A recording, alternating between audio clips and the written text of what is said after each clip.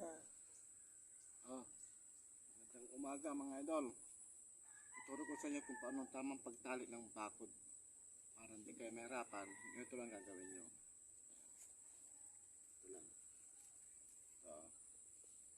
Ano pasok nyo rito mga idol. Ayan o. Ayan o. Pasok nyo sa isang ipit na ganyan.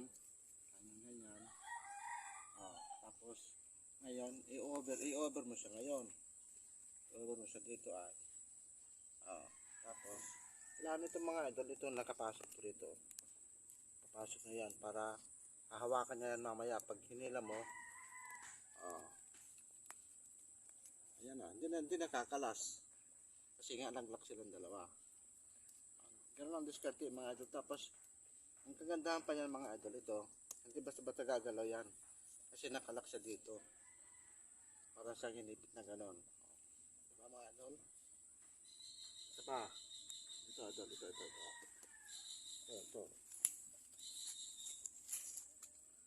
pa mga idol, isa pa para makuha nyo talaga yung tamang proseso. Ayan pasok mo rito kasi parang tatali mo na siya dito pero hindi pa. Ganyan nyo lang mga idol tapos i-over mo naman siya dito sa isang pang-ipit natin.